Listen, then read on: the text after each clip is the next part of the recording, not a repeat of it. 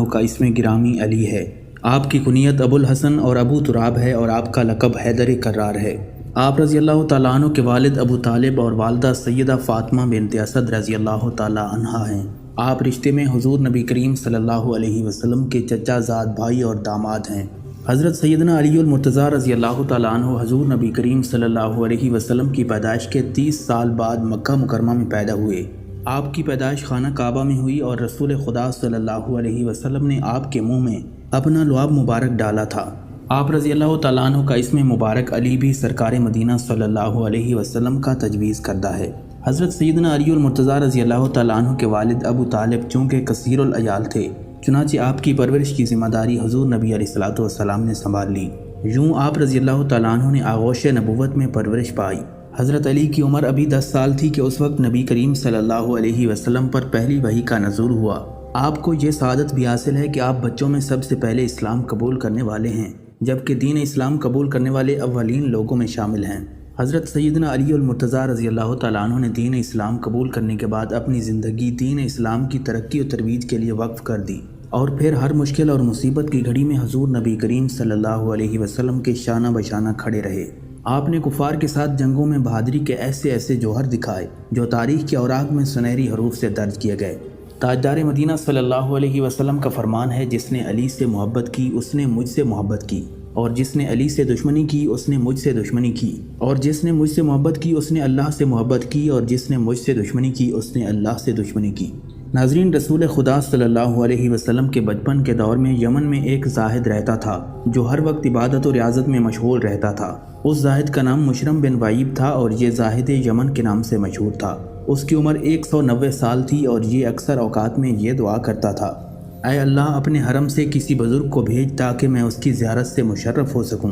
پھر اس زاہد کی دعا قبول ہوئی اور جناب ابو طالب تجارت کی غرض سے یمن پہنچے اور اس زاہد سے ملاقات ہوئی۔ زاہد نے جب آپ کو دیکھا تو انتہائی تعظیم سے پیش آیا اور پوچھنے لگا، آپ کہاں کے رہنے والے ہیں؟ جناب ابو طالب نے کہا، میں تہامہ کا رہنے والا ہوں۔ اس نے پوچھا، کون سے تہامہ کا؟ جناب ابو طالب نے جواب دیا کہ مکہ مکرمہ کا۔ زاہد نے پوچھا، تمہارا تعلق کس قبیلے سے ہے؟ ابو طالب نے جواب دیا کہ میرا تعلق بنی ہاشم بن عبد مناف سے ہے۔ زاہد نے جب جناب ابو طالب کی بات سنی تو بے اختیار آگے بڑھ کر بوسہ لیا اور کہنے لگا، الحمدللہ میری دعا قبول ہو گئی اور مجھے حرمین شریفین کے خادم کی زیارت نصیب ہوئی۔ پھر اس زاہد نے آپ سے نام دریافت کیا تو آپ نے بتایا کہ میرا نام ابو طالب ہے۔ زاہد نے پوچھا، آپ کے والد کا کیا نام ہے؟ تو جناب ابو طالب نے بتایا، میرے والد کا نام عبد المطلب ہے۔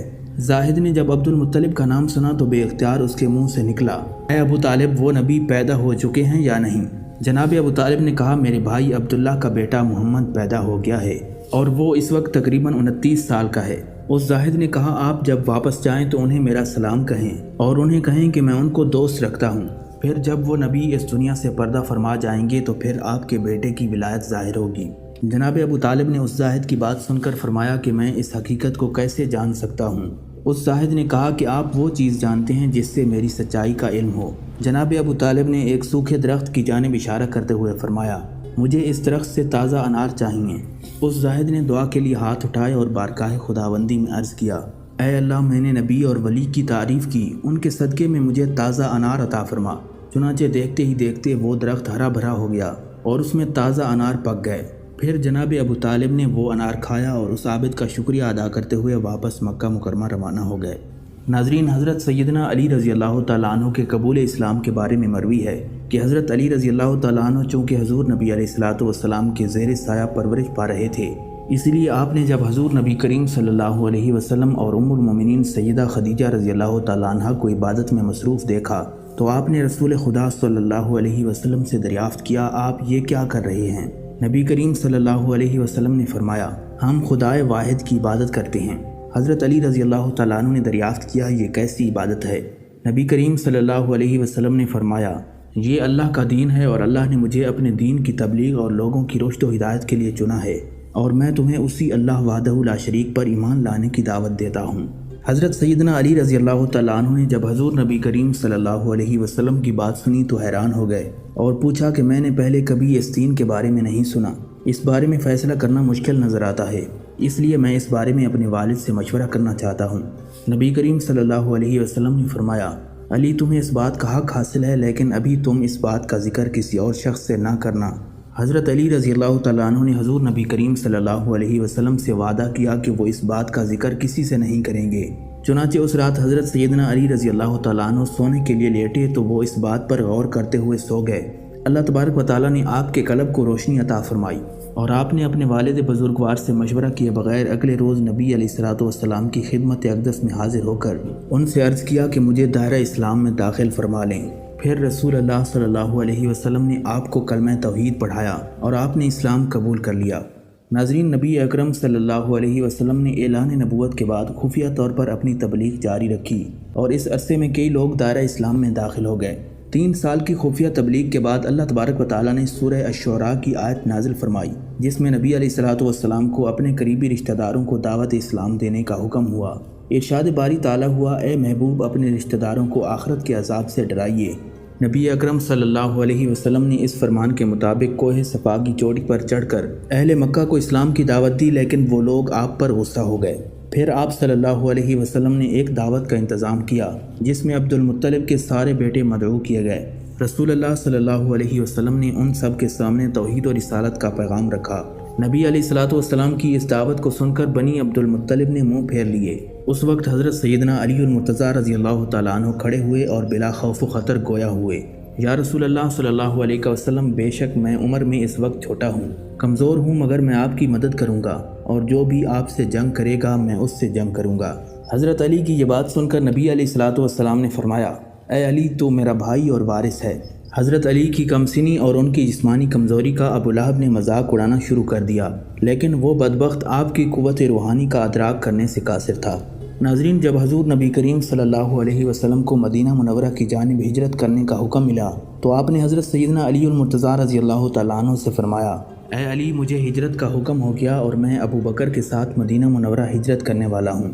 میرے پاس لوگوں کی جو امانتیں ہیں وہ میں تمہارے سپرد کرتا ہوں، تم ان امانتوں کو ان کے مالکوں تک پہنچا دینا۔ مشرکین مکہ آج رات مجھے قتل کرنے کا ناپاک ارادہ رکھتے ہیں، تم میری یہ چادر اوڑھ لو اور میرے بستر پر لیٹ جاؤ۔ حضرت علی رضی اللہ تعالیٰ عنہ نے نبی علیہ السلام کا فرمان سنا تو آپ نے نبی کریم صلی اللہ علیہ وسلم کی چادر اوڑھی اور بستر پر لیٹ گئے۔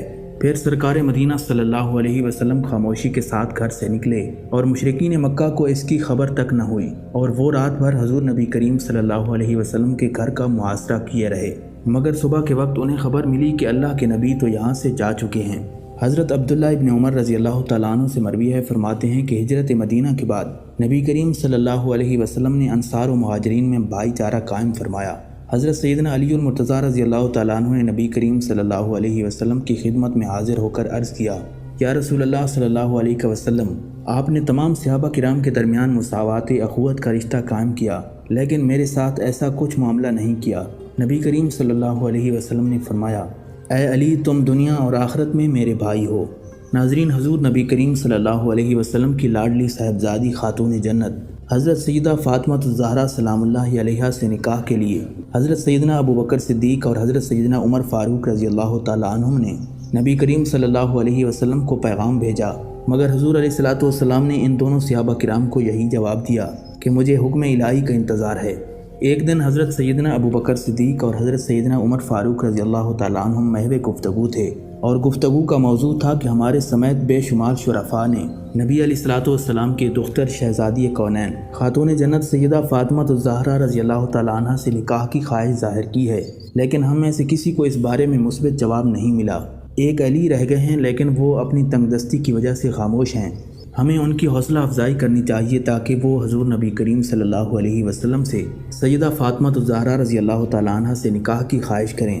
چنانچہ یہ حضرات اسی وقت حضرت سیدنا علی المرتضیٰ رضی اللہ تعالیٰ عنہ کے گھر تشریف لے گئے۔ انہیں پتہ چلا کہ حضرت علی اس وقت ایک دوست کے باغ کو پانی دینے کے لیے گئے ہوئے تھے۔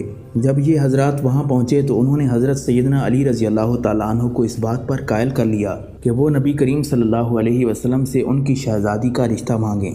انہیں یقین ہے کہ سرکار مدینہ صلی اللہ علیہ وسلم ان کی جانثاری اور شرافت کی بنا پر انہیں اپنی شہزادی کا رشتہ دے دیں گے۔ حضرت علی رضی اللہ تعالیٰ عنہ نے ان اکابر صحابہ کرام کی تحریک پر نبی علیہ السلام کی خدمت میں حاضر ہو کر آپ سے حضرت سیدہ فاطمہ الزہرا رضی اللہ تعالیٰ عنہ سے نکاح کی خواہش کا اظہار کیا۔ نبی کریم صلی اللہ علیہ وسلم نے اسے قبول فرما لیا اور آپ سے دریافت فرمایا کہ تمہارے پاس مہر دینے کے لیے کیا ہے؟